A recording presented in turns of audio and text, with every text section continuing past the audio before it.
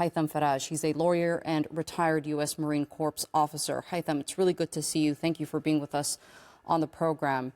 Only 5 trucks of aid have been allowed into Gaza. 2 of them reportedly had burial shrouds in them. Of course, more needs to be done to alleviate the suffering that the Palestinians on the ground are experiencing. Will that happen now that Netanyahu faces this international pressure from its closest allies, the threats of sanctions? Now we've been hearing from the EU Foreign Affairs Council saying that they're going to discuss spending association agreements with Israel. That happened in the last half an hour or so. Will they do more now that they face this international pressure?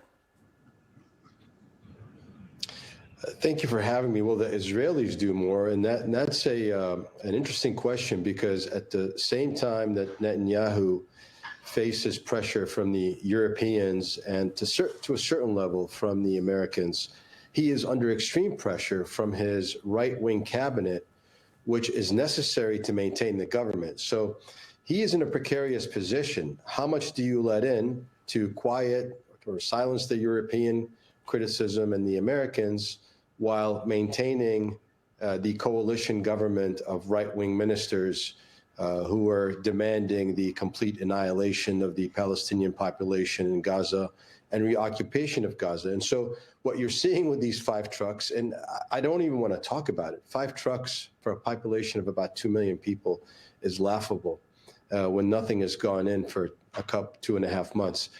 It's ridiculous. We shouldn't talk about it. That's not aid. But he's buying time. He's buying time as he pressures, hoping to pressure Hamas. That's why his team is still in Doha. He's hoping to put pressure to get some additional concessions, maybe a release of a hostage or 2, maybe a temporary ceasefire that will allow him to continue his campaign of mass murder, mass extinction of the Palestinians in Gaza, so he can reoccupy and take it over again. The announcement of potential sanctions came off the back of Israel's announcement that they were going to expand their assault across the Gaza Strip. They dubbed this operation Gideon Chariots. Give us some insight into what this operation entails and what it's going to lead to.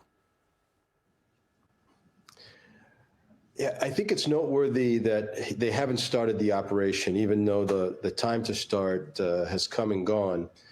And you really have to question what military objectives can be achieved in Gaza at this time.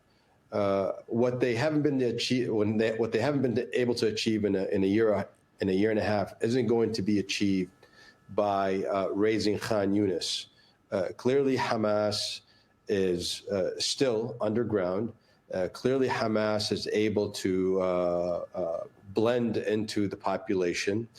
Clearly, Hamas is a representative of a population who is fed up with occupation, starvation, and death by disease and destruction.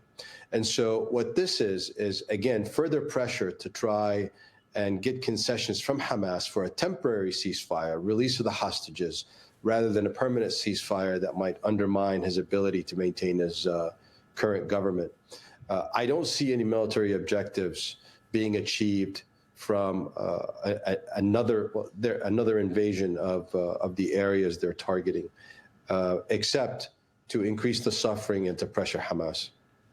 Most recently, Hamas released, upon the request of the United States, Eden Alexander, saying that that was their goodwill gesture to reignite those ceasefire negotiations and potentially come to some sort of deal that would end the war on Gaza. We are hearing of reports of Steve Witkoff trying to create another hostage exchange deal. What are your thoughts on that? How will the U.S. use its leverage moving forward on Israel? Well, I think there's some interesting analysis to be done here. I got to go back to the Mike Waltz issue. Mike Waltz was the senior Security Council advisor to President Trump, who was demoted. We know that President Trump values loyalty. When that occurred, he realized that Netanyahu was working behind his back against his will. And so it seems to me that he probably lost faith, lost trust in Netanyahu. And we saw a reflection of that when Donald Trump was in the region a few days ago. He ignored Netanyahu in his visits to Saudi Arabia, Qatar, and the UAE. And so what we might be seeing is an attempt to sidestep Netanyahu to achieve a more permanent ceasefire. Some plan for Gaza consistent with Donald Trump's vision of a new Monaco or a Riviera. That's we cross that bridge when we get to it, but it would be a permanent ceasefire of some sort. Now, I want to be clear. That doesn't mean that Netanyahu is, or, pardon me, that Trump is rejecting Israel. He is rejecting Netanyahu. And if you pay attention to the press in the U.S., which sometimes seems to me to be nothing more than a government mouthpiece. Now you have criticism of Netanyahu alone. Thomas Friedman's article about a week ago, the Netanyahu government is not your ally. Opinion pieces that are appearing in the Post, the New York Times, even the American Enterprise Institute is beginning to criticize Netanyahu. And so what you might be seeing is the beginning of a plan to get rid of Netanyahu to save Israel, not to make enemies of Israel.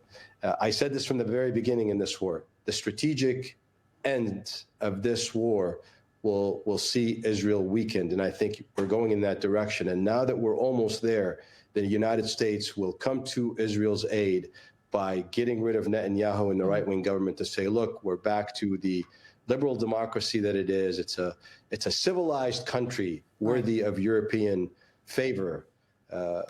And so it's an attempt to save Israel with a permanent ceasefire in Gaza. Haytham Faraj, I appreciate that analysis. Thank you so much for being with me here on the NewsHour. Thank you for having me.